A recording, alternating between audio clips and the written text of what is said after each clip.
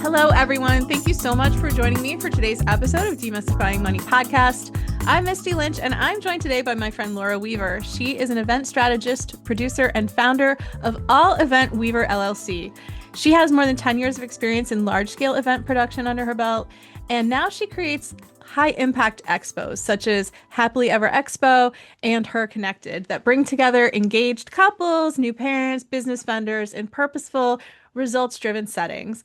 Her signature focus is crafting live experiences where attendees can feel seen, vendors can get booked, and her communities can grow long after the lights go down. Thank you so much, Lora, for joining me today. Yeah, of course. I'm so excited to be here.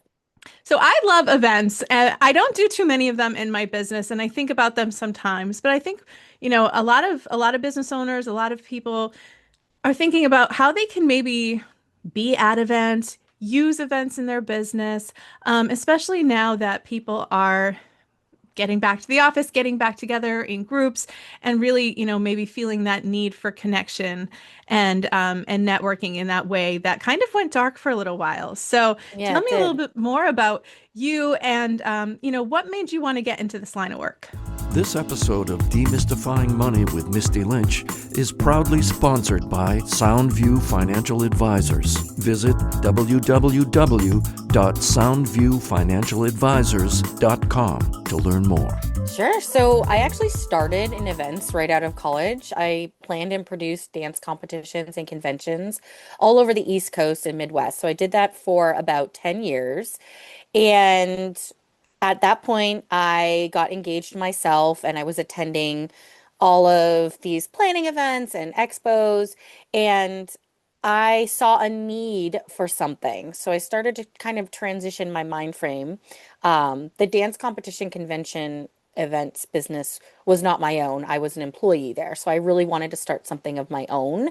And so I saw the need for this kind of events business planning for when you're planning your weddings with more of an experience. And I saw a lot of them were run by, they've been doing it for 50 years or whatever, run by older guys in the industry. And I felt like I saw a need that I could connect to current couples in this day and age Mhm. planning their weddings. So I took my experience and I launched Happily Ever Expo. Of course, I launched Happily Ever Expo on March 1st of 2020. That was my first event. So we had this amazing event. There was, I think, 400 people in attendance. And then 2 weeks later, the whole world changed, as we all know. And so I kind of navigated my way through the pandemic with Mhm. doing events on a smaller scale, going by all the guidelines that were in place. And I made it through, and now we're on the other side. And Happily Ever Expo is really running like a Mhm. well-oiled machine where I have it down pat, where I'm getting high quality couples in front of vendors that can offer them their services to plan their special day, their wedding day. And it's something that people were really missing. Like you said, we Mhm. kind of went dark for a little while. Yeah.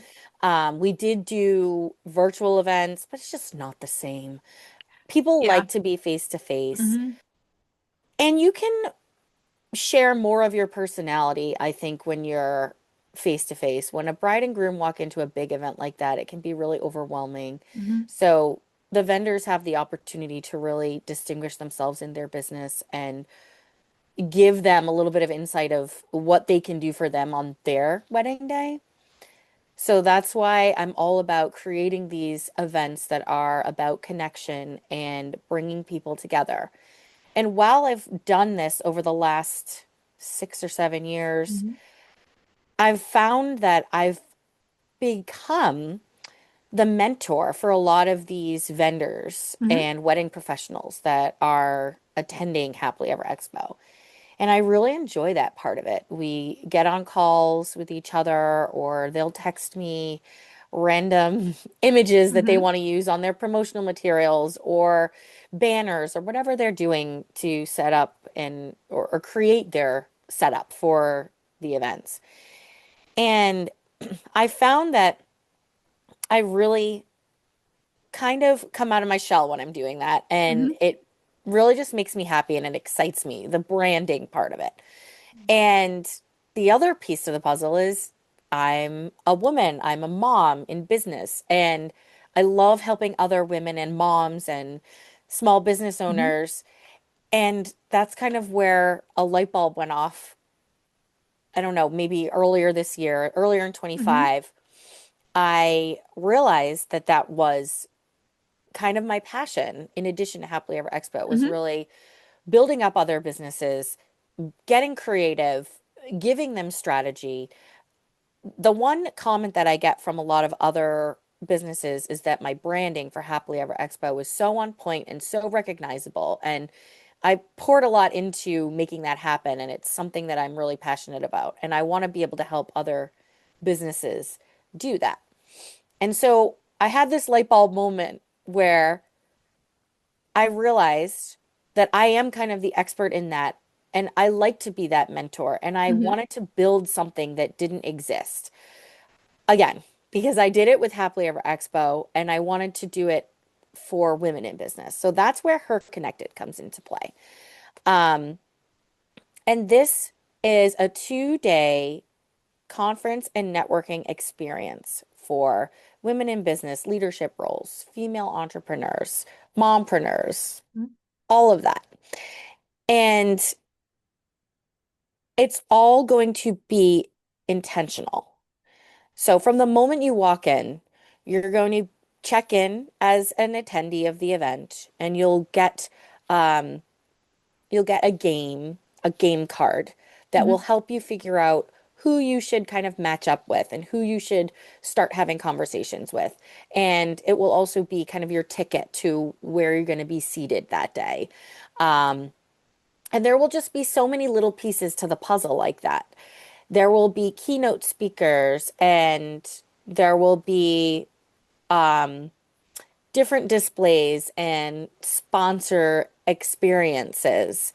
And I want to create all of these things to be this 2-day experience, 2-day event, getting people together, connecting them, and letting them walk away with new relationships or new things that they can implement into their business. So it's going to be educational, but also relationship building, networking, and that just kind of all goes under the realm of events, right? Hmm. But there's so many different types of events. Yeah. So this is kind of combining all of it. Okay, cool. I think that's exciting. And I think sometimes as business owners, we start doing one thing and then that kind of turns into something new or different. And I think it's good that are talking about ways to kind of incorporate that into what you're doing. Because a lot of times we'll get another new idea and we'll think we need to burn everything to the ground and start over. Or we Right. love to do this, we like to coach, we like to mentor. Where sometimes keeping, the things that are going, like you said, something that's operational that you've done several times, moving so you could start to pull in those new ideas and thoughts can be really helpful. I'm curious, you built a business that really relies on creating experiences. Yep.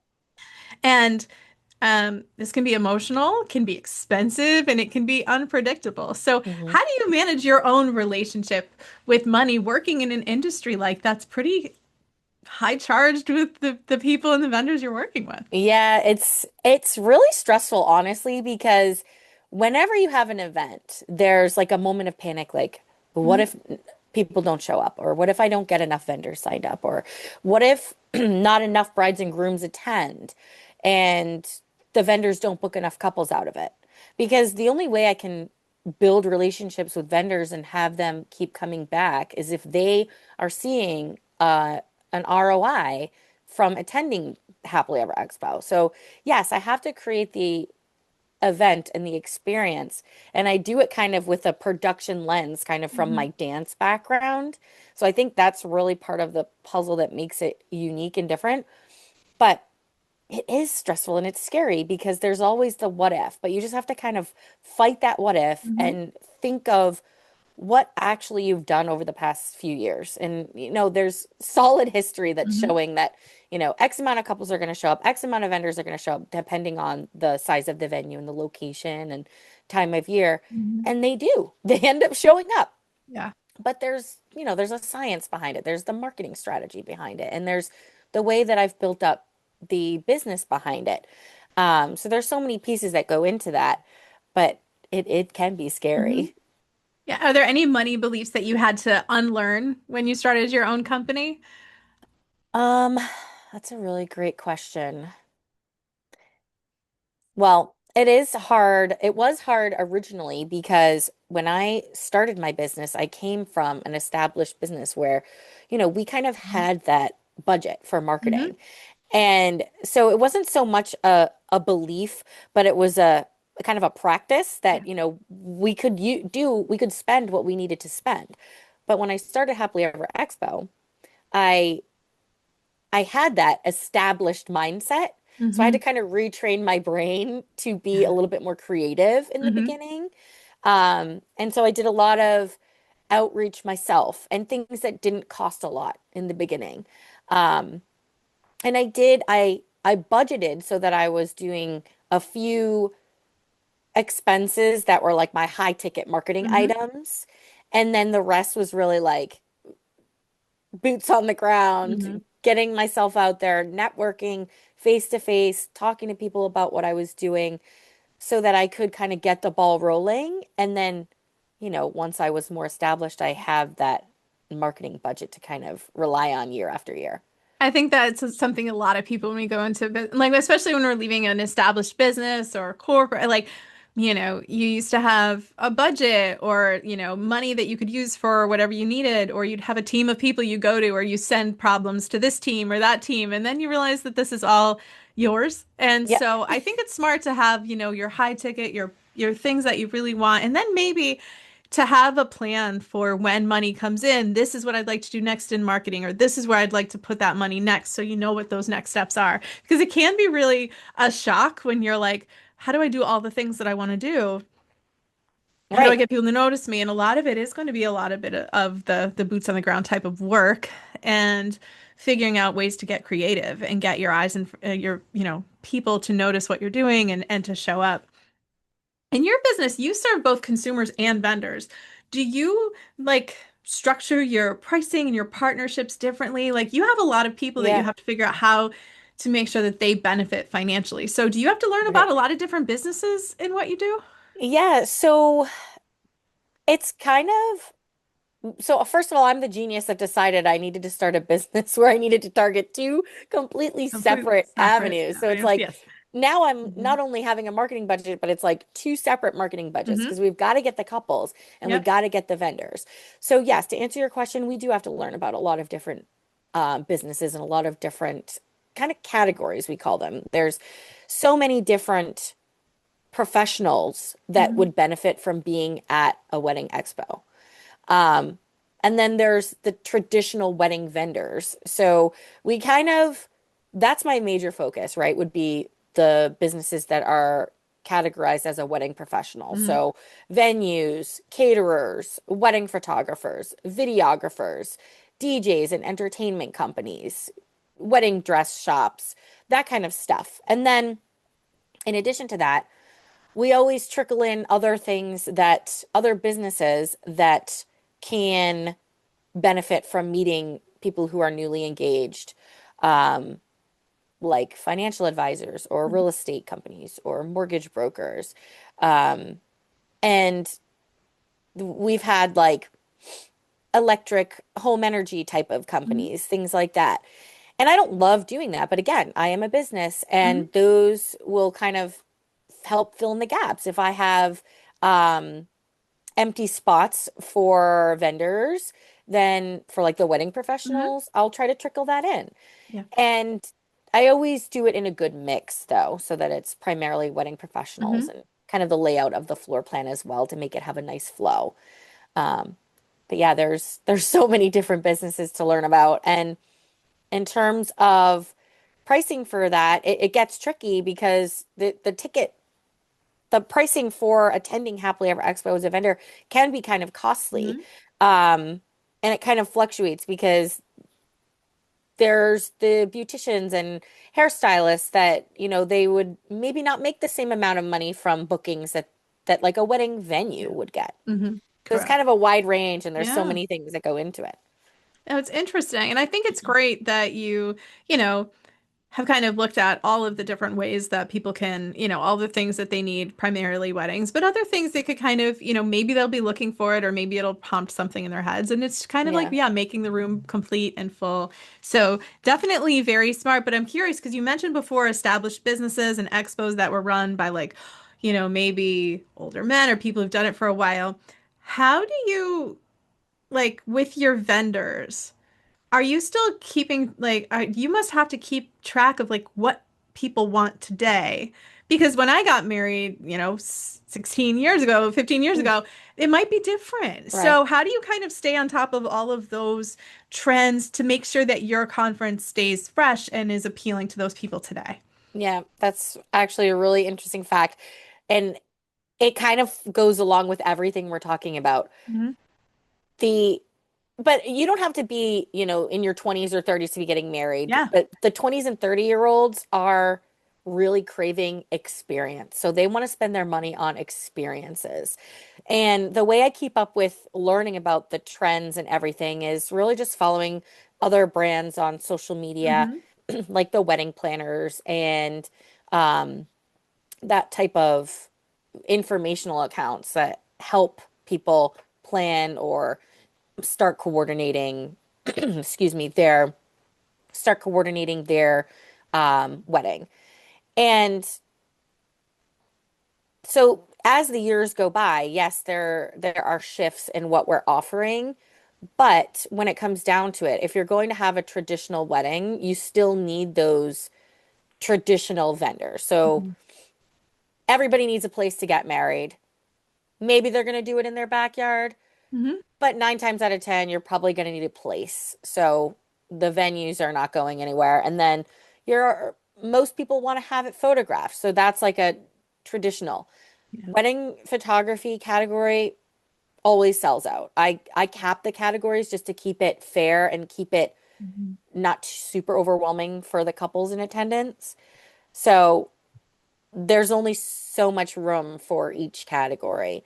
Hmm. Um, so I know that those types of vendors are going to be repeats over the years, or I can kind of depend on those to always be around. But then new things trickle in, like all of a sudden this permanent jewelry, I feel like is a new Hmm. thing. So that's an experience that people would do. And they could do that for their wedding or they could do that for a bachelorette party or Hmm. things like that. Um, and so there's also decor that kind of ebbs and flows. Yeah. Like I'm sure you've seen them at some events. There's like the 4 foot lit up letters. There's multiple companies now that offer that. And when I started Happily Ever Expo, I think there was one.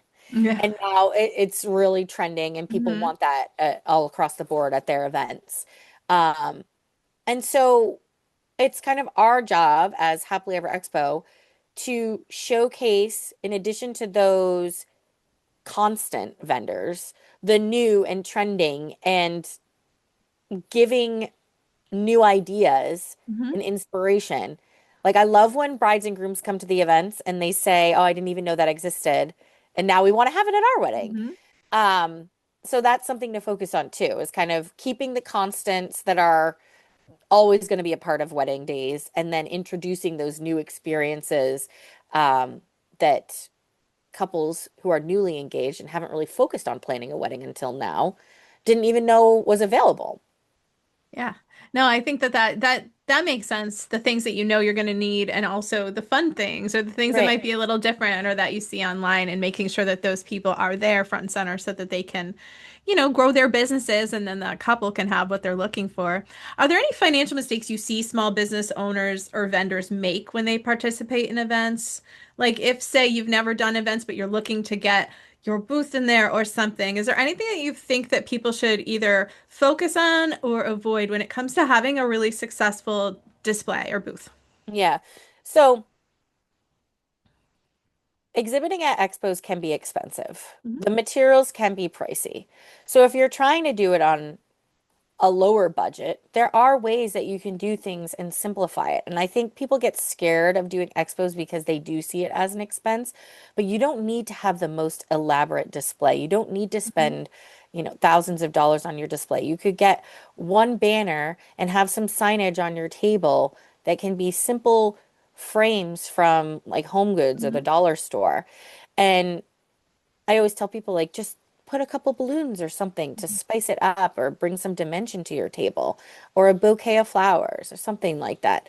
So I think the biggest mistake would be if you spent so much money on your actual display without spending the time to Mhm. plan and prepare, practice your elevator pitch, figure out how you're going to follow up with people after the event because going to the event is only one part of it. It's planning for it, being on site of the event, and then following up after the event. The fortune's in the follow-up. Yeah, So, no, that's true. I agree with you on that. And I feel like I've seen, and I'm a financial planner right. and an investment advisor, and I've seen some of us at events, and our tables are sad occasionally. They're sad. It's like, and then I've thought about like, ways to get people engaged or wanting to come up to you, right? Because that follow up. And then sometimes you'll walk by a booth or a vendor and the person will have their head down in their phone and it looks like they don't want to engage with you at all. And I'm like, why are you doing this? What are you Right. like? So those things, they kind of stand out to me, but I feel like there really is probably ways to make any industry engaging if you get creative, Yeah. really not having to spend too much on having the best like swag or whatever. I Right. think there could be lots of ways. And there was one coach, I think she was a life coach that I know, and she just had a chair and a sign that said, "Tell me what sucks about your life." And people would sit down and talk to her, and then she would follow up with them. And I swear she must have paid for like literally just the space itself Yeah. and nothing more. It's kind of genius. And hey, it works. So I guess if you get people to engage with you, or if you get an opportunity to be at these events and you're running your business, get comfortable talking with people and Right. strangers and Well, realize that they're that's here to learn something, they want to buy, they're interested, it's just important to take advantage of that, right? yes, 100%. And it's I I heard I don't like when people are on their phone. I don't like when people are sitting behind their table. Hmm. That becomes a poor reflection on me because after the event, they're going to come back and say, "Well, we didn't book anything." And I'm not going to say, "Well, here's what happened," but Yeah. I do everything to set you up for success. So I send you a sheet beforehand which all lists out all of kind of my tips and tricks for success that I've learned over the years, and I spell it all out for them. And I don't provide seats at your at your exhibits. There's no seats available. And I tell them wear comfortable sneaker or comfortable Hmm. shoes and put your phone away. Yeah. Because if you're sitting behind your phone and you're looking down, you're right. You're completely unapproachable. People are not going to want to They're not going to want to bother be around you. you. But I And then do it's some like, right. I they're not do going to something bother you. different. So. I don't want to give all my secrets away, but I Mhm. do something different for the vendors. I give them a bingo game. Mhm. So every vendor has a logo and it's on our bingo game, and then the brides and grooms will go around the room and they'll play this bingo game. And we give prizes for filling your bingo card. Mhm. So it entices them to even if they just go up to a booth and say, "Hey, can I grab a sticker?" And then they're like, "Oh, this is cool. Like, do you want to take a swag or whatever?" And it opens up for conversation. So I force that interaction in a Yeah. comfortable way. And that opens doors that may not have been opened otherwise. For example, Mhm. if you are an engaged couple and you're like, "Oh, our friend is going to photograph our wedding," then they're just going to skip the photographers, right? They think they're saving money on it. They they feel like they don't need to engage with those Mhm. photographers. But now with this bingo card, if they want to win a prize, then they'll go up and they'll talk to that photographer. Yeah. Now that photographer has an opportunity that otherwise wouldn't have been there. Wouldn't have been there at all. Yeah, and I think that that's weddings in general are one of, there I see it from some of my clients who are financing their children's weddings or couples that I work with. And it is, there's a lot of money, there's a lot of, thought that goes into these events and the planning. So I think it's good, for people to maybe have to engage with different people or think about things in a way because you want to make sure that, you know, you're not skipping, you're not, having the blinders on when it comes to other options or people Right. out there that you could work with. And so I think it's cool to kind of, encourage people, even if they feel like, no, I'll do my own makeup. Like, oh, well, maybe you want to talk to this Right, person exactly. And it and kind of it's kind of full circle to her connected also. That was yeah. another reason why I wanted to create this experience for women Mhm. in business because women need to connect with each other. Mhm. And there are only so many platforms that you can connect. A lot of them are online. There are some opportunities in person. Mhm. But I wanted to create this opportunity for conversation, which is why everything I'm doing is so intentional Yeah. with Her Connected. So I'm setting people up for successful relationships, connections, conversations on site of Her Connected. Yeah. And so I learned a lot from Happily Ever Expo that will be put into play at this new 2-day event that I'm running. Do you ever, when it comes to this event and this 2 day, like, is there, a point where you felt like really confident with that amount of like work that you've done in the past and all this to really put on an event that will get other business owners, like you in the room to, to be able to have that experience because you've talked about creating an experience and a lot of us just don't really know what that means or we just feel it when we know we were at something good. Right. So, how has that, how has your work kind of helped you build that confidence to say, yeah, I could put on a good and get good people in the room and Yeah. make sure that everybody walks away thinking that, oh, I shouldn't have been at work. I should have just gone home. I should have done something different because you've picked a busy target I market. know.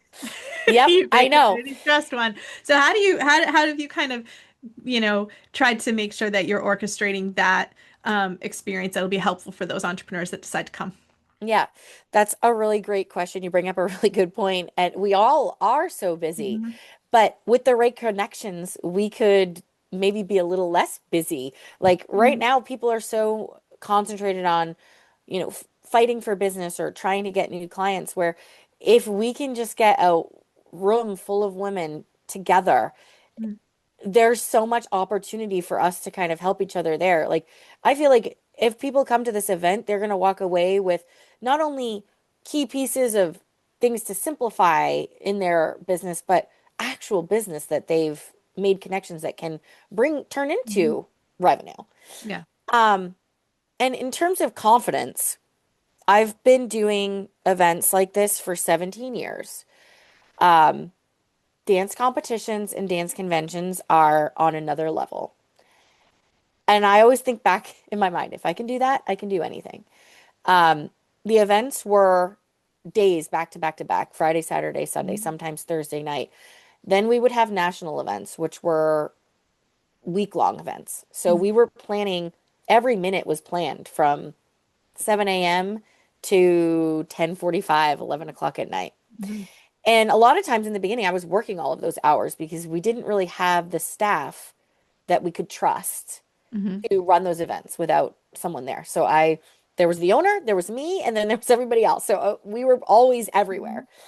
And I loved all of that, like scheduling things and planning things out, booking the big names in the dance industry to be there to teach classes. Mhm. So all of those things, they're not the same, but they're similar. And Yeah. it kind of I can bring that experience over into Happily Ever Expo and especially into Her Connected.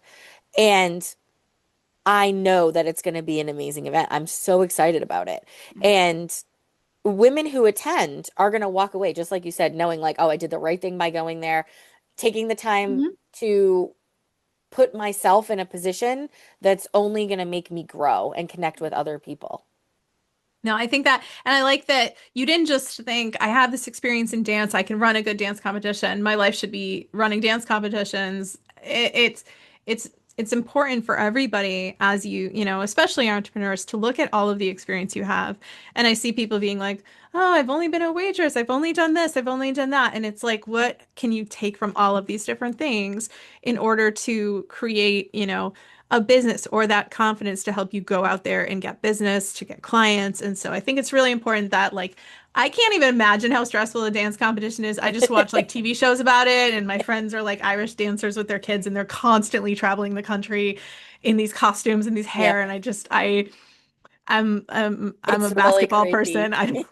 I can't even imagine. Like we have run like a half day tournament, and that's our excitement. It's But exhausting. It's it's exhausting. crazy and it's stressful. But I feel like those skills, you build those skills and those reps and all of those work, the work that you put in for the 17 years to make a really exciting event. So, how can people find out more about Her Connected and more about you if they're thinking that this is something they want to take some time to attend, or if they want to follow you for future events? Yeah, of course. So I have happilyeverexpo.com and herconnected.com. There's all the information about attending as an engaged couple or attending as a vendor on that website, or you can email me. My direct email address is Lora, Lora, at happilyeverexpo.com. And Her Connected is powered by Happily Ever Expo. So that all goes to me. And then on the website for Her Connected, which is herconnected.com, there's a link to view all of the ticket options. And also, if you want to partner from a business perspective in terms of any speaker opportunities or um, sponsor opportunities, I'm still filling some last minute spots for that, um, just to kind of build the best event possible. That's great. And tell us a little, you know a few people that are going to be there, right? I know I'm going to plan to come to the event as well. I'm excited about it. It's nice and local to me, but you've got a couple other people. So anyone else that you know is going to be there that that you think will make this event really, really special? Yes. So Christina, the owner of Boston Businesswoman and Moroccan Magic, she is going to be our keynote speaker on day number one, so Thursday, December 4th. And Brittany Betts, who's a local inspirational visionary speaker, she's going to be our keynote on the second day, so Friday, December 5th. Um, and we have a few panels happening there, which actually I think you'll find very interesting. One panel is going to be turning creativity into profitability. And Haley Denker of Haley Denker Marketing, she's going to be a part of that. There is a company called Naps, which used to be Boston Naps. Now they've dropped the Boston and they're concentrating on virtually nationwide. And the two co-founders of that will be there doing a guest appearance. So I'm excited to have them there. And there'll be some more surprises as well. DJ Kim Collins, she's a local woman DJ who it's kind of far and few between that are women in that industry. So she's going to be doing the music and emceeing. And then we also have our host, Jackie Roby, who I'm really excited to partner up with. She has a local consulting business and she's just got this presence. I'm so excited to kind of share her with everyone.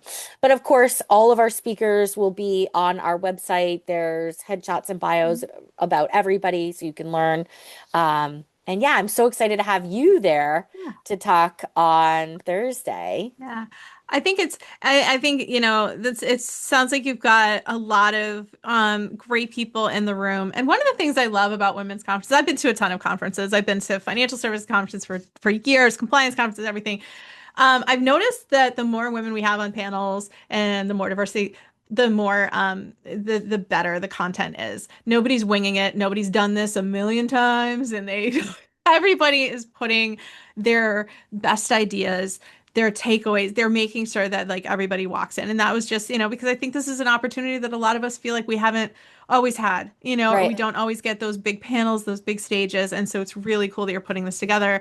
And I'm sure it's going to be an absolutely outstanding Thank you. event. And I love that you're kind of focused on, putting everything together to make it the best experience for people who come. So remind us again what the website is and where people can follow you on social media if you put out more information there. Okay, so for Her Connected, it's herconnected.com. Mhm. And we have Instagram and TikTok under It's Her Connected. Okay. And then happilyeverexpo.com. And both Instagram and Facebook is at Happily Ever Expo. And then if you want to reach me directly, you can email me. which is Lora, Lora, at happilyeverexpo.com. Thank you, Lora. Thank you so much. Good luck with the event. I'm looking forward to seeing you and spending some time with you that day.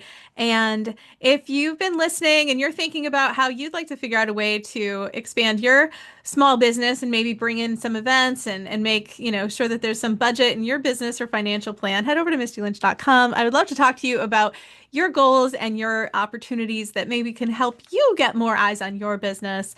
And if you're getting married, absolutely a good time to do a financial plan with your new partner because it's a business deal too. I know it's romantic and you're the experienced person and it's so fun, but oh my goodness, if you could start out on the same page, things can end up really, really beautiful in that picture. So head over to mistylynch.com to find more episodes or to reach out to me if you'd like to work directly.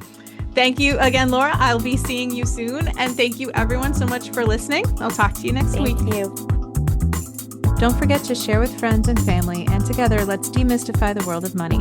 Knowledge is the key to financial empowerment.